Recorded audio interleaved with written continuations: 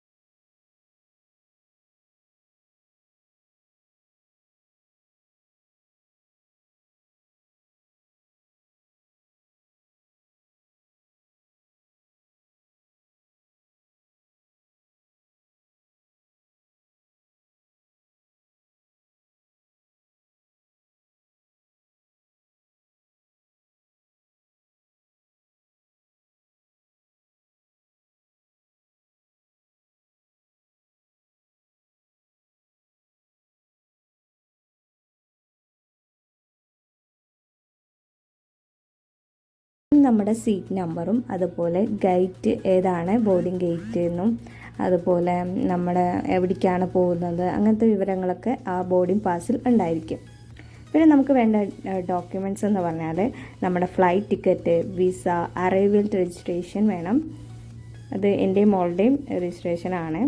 പിന്നെ വേണ്ടത് നമ്മൾ റിട്ടേൺ ടിക്കറ്റാണ്. റിട്ടേൺ ടിക്കറ്റ് നിർബന്ധമാണ്.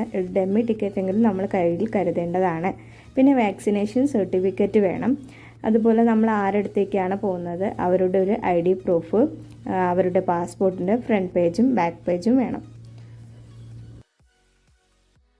നെക്സ്റ്റ് ഞങ്ങൾ പോയത് എമിഗ്രേഷനിലേക്കാണ്.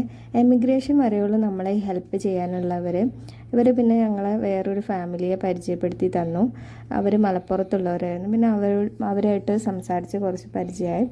പിന്നെ എമിഗ്രേഷനിൽ നമ്മളെ എല്ലാ ഡോക്യുമെൻറ്റ്സും ചെക്ക് ചെയ്യും. അതുപോലെ നമ്മളെ ഹാൻഡ് ലഗേജൊക്കെ ചെക്ക് ചെയ്തതിന് ശേഷം നമ്മളെ ബോർഡിംഗ് ഗേറ്റിലേക്ക് വിടും. പിന്നെ നമ്മൾ ഫ്രീ ആണ് കേട്ടോ. ഒരു 7 മണിയൊക്കെ ആയപ്പോഴേക്കും നമ്മുടെ എല്ലാ പ്രൊസീജിയേഴ്സും തീർന്ന് നമ്മൾ ബോർഡിംഗ് ഗേറ്റിൽ എത്തിയിട്ടുണ്ട്.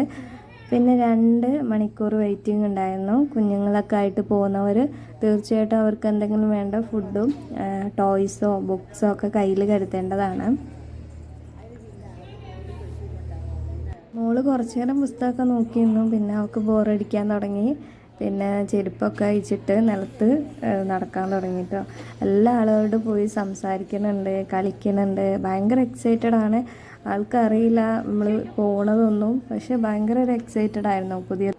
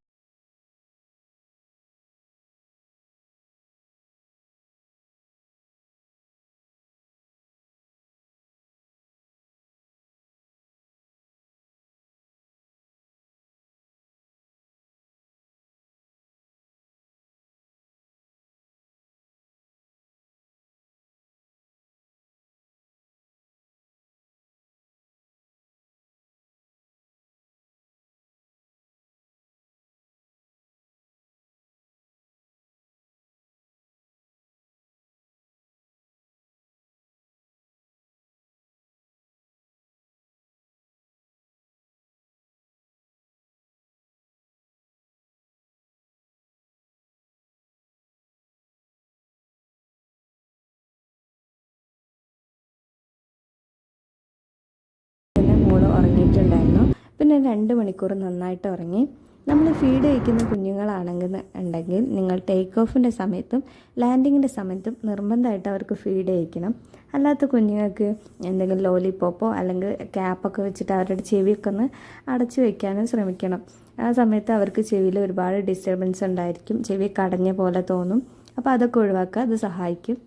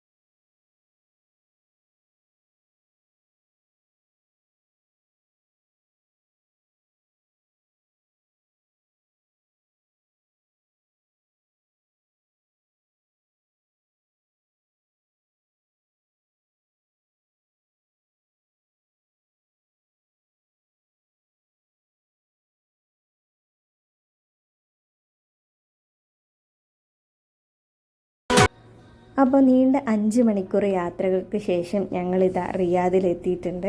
മുകളിൽ നിന്നുള്ള വ്യൂ കാണാൻ നല്ല അടിപൊളിയായിരുന്നു. കുറേ ബിൽഡിങ്സ്, റോഡുകളിലൂടെ പോകുന്ന വാഹനങ്ങളൊക്കെ കുഞ്ഞു ഉറുമ്പ് പോലെയൊക്കെയാണ് കാണുന്നത്.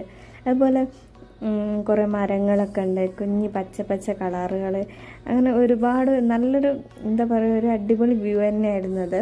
നമ്മൾ കേരളത്തിൻ്റെ അത്ര ഇല്ലെങ്കിലും എന്നാലും ഒരു പ്രത്യേക ഒരു ഭംഗി ഇതിനും ഉണ്ടായിരുന്നു. അപ്പോൾ ലാൻഡ് ചെയ്ത് ഞങ്ങളിതാ ബസ്സിലാണ് എയർപോർട്ടിനകത്തേക്ക് പോകുന്നത്. ഇമിഗ്രേഷൻ പ്രോസസ്സിൻ്റെ അവിടെ പുതിയതായിട്ട് വരുന്നവരോട് ഒരു സൈഡിലൂടെയാണ് ഇമിഗ്രേഷനിലേക്ക് പോകാൻ പറയുന്നത്. അത് നമ്മൾ ശ്രദ്ധിക്കണം. അപ്പോൾ ഇമിഗ്രേഷൻ പ്രൊസീജിയേഴ്സൊക്കെ കഴിഞ്ഞ് ലഗേജിനായിട്ട് വെയിറ്റിങ്ങിലായിരുന്നു. അപ്പോൾ ലഗേജൊക്കെ കിട്ടി ഞങ്ങളിതാ പുറത്തേക്ക് പോവുകയാണ്. പുറത്ത് പോയപ്പോൾ തന്നെ അവിടെ ഏട്ടൻ വെയിറ്റിങ്ങിലായിരുന്നു. ലഗേജ് വരാൻ കുറച്ച് ലേറ്റായിരുന്നു, അപ്പോൾ കുറച്ച് നേരം വെയിറ്റ് ചെയ്തെന്ന് പറഞ്ഞു. അപ്പോൾ ഞങ്ങൾ കണ്ടു, ഹാപ്പിയായി, നല്ല സന്തോഷത്തോടെ ഹാപ്പിയായിട്ട് സേഫായിട്ട് ഞങ്ങൾ ഇവിടെ എത്തിയിട്ടുണ്ട്. റിയാദിലെ ബദിയയിലാണ് ഞങ്ങളുടെ റൂമുള്ളത്. അപ്പോൾ ഞങ്ങൾ റൂമിലേക്ക് പോവുകയാണ്. അപ്പോൾ ഇന്നത്തെ വീഡിയോ ഇത്രയൊക്കെ ഉള്ളൂ. നിങ്ങൾക്ക് വീഡിയോ ഇഷ്ടമായെങ്കിൽ തീർച്ചയായിട്ടും സപ്പോർട്ട് ചെയ്യണം. അപ്പോൾ അടുത്തൊരു വീഡിയോ ആയിട്ട് വീണ്ടും കാണുന്നവരെ ബൈ.